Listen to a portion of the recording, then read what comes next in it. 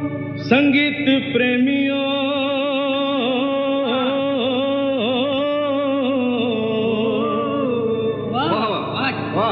मेरे नाना नानियों, मेरे दादा दादियों,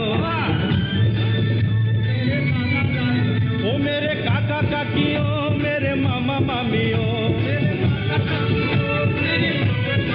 ओ मेरे बच्चे बच्चियों, मेरे यारों यारियों, आप सबको किशोर कुमार का सप्रेम नमस्कार।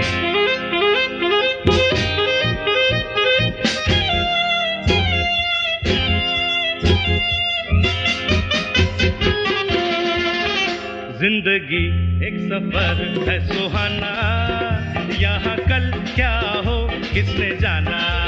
ओ जिंदगी एक सफर है सुहाना, यहाँ कल क्या हो किसने जाना। ओ जिंदगी एक सफर है सुहाना, यहाँ कल क्या हो किसने जाना। उड़ले उड़ले को, उड़ले उड़ले को,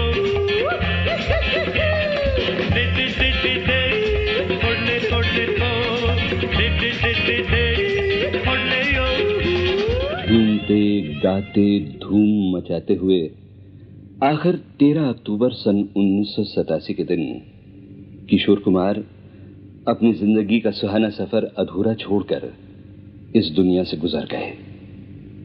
मौत आनी थी सो आ गई, लेकिन कुछ लोग ऐसे होते हैं जो जाकर भी जाते नहीं हैं। उनकी कला, उनका काम उन्हें अमर बना देता है। ऐसे ही शख्स थे किशोर कुमार। सबसे निराले, सबसे अनोखे, बड़े ही बहुरंगी। क्या क्या वो नहीं थे। दिलदारों के दिलों में हलचल मचा देने वाले गायक, अपनी अटखेलियों से कह कहे बिखेरने वाले अभिनेता, सुरों को भावनाओं का रंग देकर संगीत की शक्ल में आपके सामने पेश करने वाले संगीतकार, और जीवन की धूप छांव को बड़े ही खूबसूरत अंदाज में दर्शाने वाले प्रोड्यूसर और डायरेक्टर। लेकिन किशोर कुमार इन सब के अलावा और भी बहुत कुछ थे। उनके जीवन में कुछ ऐसे अंधेरे और उजाले थे जो सिर्फ वही देख पाए जो उनके करीब आए और उनके करीब रहे। तो ऐसे ही कुछ बड़े ही जाने पहचाने लोगों की यादों की कलियों को चुन चुनकर और उन्हें किशोर कुमार की अनमोल कला की झलकियों में पिरोकर हम आपके लिए लाए हैं ये तोहफा। इसे देखकर और सुनकर शायद आपको महसूस होगा कि किशोर कुमार थे नहीं, किशोर कुमार हैं और हमेशा हमेशा रहेंगे हमारी यादों में, हमारे दिलों में। किशोर कुमार की जीवन कथा की चादर बुनने के लिए हमारा यूनिट खंडवा भी गया, जहां किशोर कुमार का जन्म हुआ था। बहुत प्यार था किशोरदा को खंडवा से। वहां उनकी खानदानी कोठी आज भी मौजूद है, गौरी कुंज। इस कोठी को किशोरदा के पूज्य पिता श्री कुंजलाल गांगुली ने बनवाया था। कोठी के नाम गौरी कुंज की गौरी थी, उनकी पत्नी गौरी देवी। इस संगम से 4 संतानों ने जन्म लिया, 1 बेटी 3 बेटे।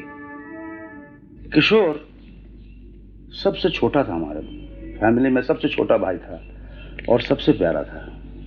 हमें याद है कई चीजें उसके, जब मैं उसको बुलाता था किशोर या करके पुकारता था तो बंदर जैसा उछल के मेरे गोद में आता था। वो सब चीजें हम भूलते नहीं, याद रहती। और ये बाद में मालूम हुआ कि मुझे समझता था कि और वो भाई नहीं समझता, क्योंकि मैं कॉलेज से आता था, उसके बचपन मैंने बहुत कम देखी है। वो पिताजी के सिर के ऊपर बैठा रहता था, यहाँ कंधों पर बैठा रहता था और सर के ऊपर तबला बजाता था। मेरे पिताजी वो नहीं था, सर में बाल नहीं थे, तबला बजाते हुए चलता था। कहाँ घूमने जाते थे वो, और लोग हंसते थे, बोले वकील साहब ये क्या कर रहे हैं, बोले बजाने दो, बच्चा है। बचपन से मेरी हॉबी थी भागने की।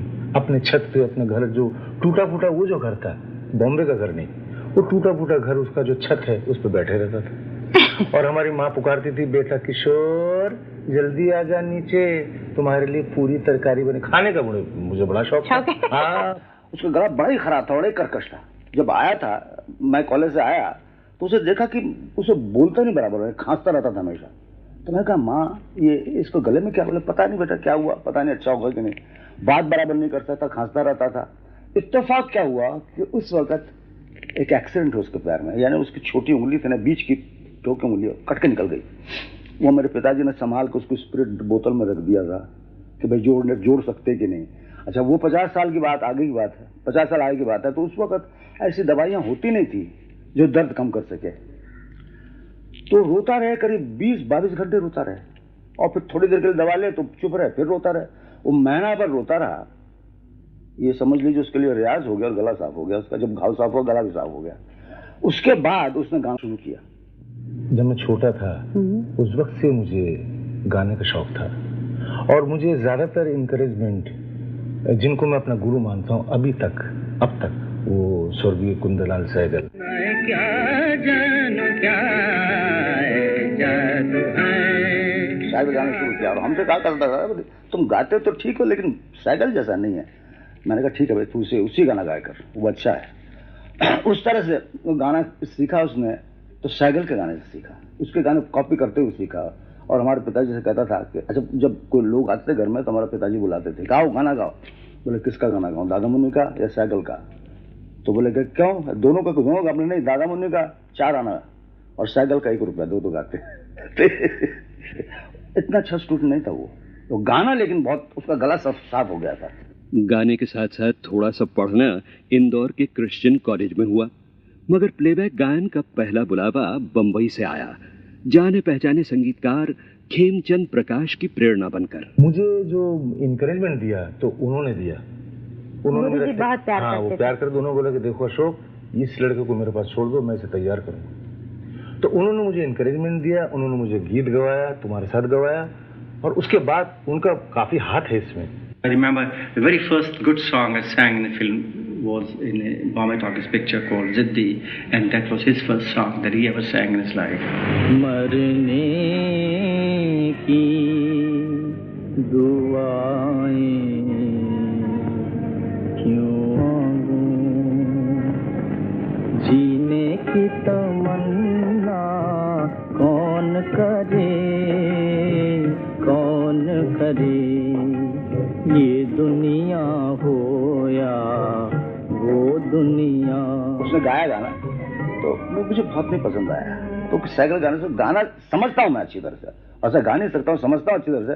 मैंने कहा किशोर उतना अच्छा नहीं जितना मेरे को होना चाहिए। हमारे ब्रदर ने हमको डिस्करेज किया कि देख तेरी आवाज में मॉड्यूलेशन नहीं है। अब वो क्या गाते थे तो तुम जानती हो, मैं बन का बंजी बन के संग संग ढोलू रे। अब मैं चुप रहता था। मैंने कहा ठीक है भाई, तुम बड़े भाई हो, मैं क्या बोलूं, कुछ बोल तो सकता नहीं, ठीक है। मैंने जब प्लेबैक देना शुरू किया था तो हम लोग ट्रेन से ही जाया करते थे, और मैं नाना चौक में रहती थी तो ग्रैंड रोड से मैं ट्रेन पकड़ती थी और जाना पड़ता था मलाड तक। तो एक दिन मैं जहाँ बैठी थी वहाँ महालक्ष्मी स्टेशन पे किशोरदा उसी डब्बे में आए, और मैंने देखा कि ऐसे लग रहा था मुझे कि उनकी शक्ल किसी से मिलती है, पर मैं पूरा ये नहीं कर पाई। और वो आके बैठे, उनके हाथ में एक छड़ी थी और कुर्ता पजामा और एक ऊपर स्कार्फ। तो वो ठीक से नहीं बैठते थे, बैठे बैठे कुछ ना कुछ चल रहा था उनका। तो मैं देखती रही। फिर हम लोग मलाड उतरे, जैसे मैं उतरी वो भी मेरे पीछे पीछे उतरे। तुम टांगे में बैठी, तुमने मुझे था कि मैं भी टांगे में बैठा। तो तुम पहुंची बॉम्बे टॉकीज के दरवाजे पर, मैं भी वहाँ पहुंचा। तो तुमने सोचा ये फॉलो कर रहा है, क्या बात है, कौन है। फिर हम दोनों चले गए। तो मैं जल्दी जल्दी उतर के ना और खेमचंद प्रकाश जी के कमरे में गई। थोड़ी देर के बाद ये भी, तो मैंने उनको कहा कि देखिए एक आदमी मेरा पीछा कर रहा है और वो स्टूडियो में भी आया है। तो मैंने कौन है? मैं कहा मालूम नहीं है, कोई लड़का सा। मैंने अच्छा मैं देखता हूँ। तो ये पीछे पीछे हमारे कमरे में आ गए। तो मैंने कहा यही है वो। तो कहने लगे अरे ये तो किशोर है, अशोक कुमार जी के भाई हैं छोटे, और ये गाता भी है अच्छा। मैंने कहा अच्छा।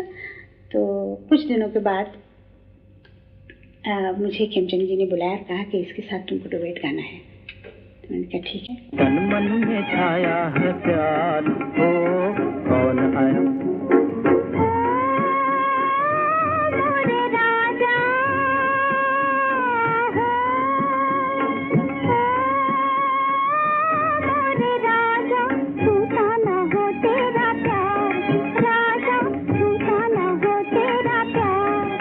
गाने के बाद मैंने कहा तू काम पर गा तो लिया, अब जरा एक्टिंग कर दे।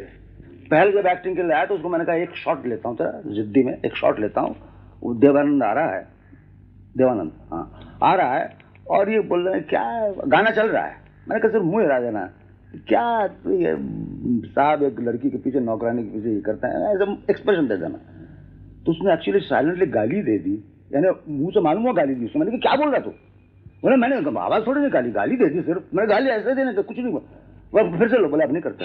अरे गलत हो गया, भाग गया, भाग गया, उसको पकड़ के लाए। ये उसका पहला था एक्टिंग का। उसने एक्चुअली गाली दी, मैं बोलूंगा नहीं क्या गाली दी, क्योंकि आप लोग समझ जाएंगे क्या गाली दी, वो मैं बोलना नहीं चाहता। एक्टिंग जो है वो बाद में आता, जो मैं करना नहीं चाहता था। मेरे बड़े भाई साहब अशोक कुमार जी ने बोले कि भाई तू कर ले। मैंने कहा भाई मुझे देखो दादामोनी, मुझे एक्टिंग मत करो, एक्टिंग झूठी होती है। एक्टिंग झूठी होती है, संगीत जो है दिल से निकलता है। और दिल से जो चीज निकले वो दूसरों के दिलों तक पहुंचती है। सही बात है। तो मैं संगीत को ज्यादा प्रेफर करता हूँ। मरने की दुआएं कौन मांगे, जीने की तमन्ना कौन करे। उस गीत को सुनते ही मैं बहुत इन्फ्लुएंस्ड हो गई थी, मुझे बहुत ही पसंद आया था। और उसके बाद आहिस्ता आहिस्ता हम लोग काफ़ी करीब आने लगे, दोस्ती भी हो गई हम लोगों की, और हमारी एक ग्रुप हो गई थी। खुकलुदा यानी आलोक दास गुप्ता जो कैमरामैन हैं, खुकलुदा भी उस ज़माने में नितिन बोस के असिस्टेंट थे, नितिन बोस के असिस्टेंट कैमरामैन, राधु कर्मकार के असिस्टेंट कैमरामैन थे। तो खुकलुदा, मैं, किशोर साहब और ये भोला श्रेष्ठ जो कि गुरु जी के यानी खेमचंद जी के असिस्टेंट भी थे और तबलची थे, बहुत ही अच्छे तबलची थे। तो ये हम लोगों में एक बहुत ही अच्छी दोस्ती थी और हम लोग हमेशा घूमा करते थे। एक मज़े की बात मुझे याद आती है कि भोलादा को मैंने भाई बनाया था। तो एक राखी के दिन हमारे घर में हमने उनको दावत किया था आने के लिए। तो भोलादा तो आ गए। मैंने कहा भोलादा से आप आए हैं तो आपके दोस्त कहाँ है, वो क्यों नहीं आए? लेकिन नहीं, वो नीचे खड़े हैं, वो कहते हैं उनको राखी नहीं पहनना है इसीलिए वो आने नहीं वाले हैं। तो मैं मुझे याद आ गई ये चीज़, एक सी याद आ गई। एक साथ से दोस्ती बढ़ती गई और फिर तो हमने शादी कर ली।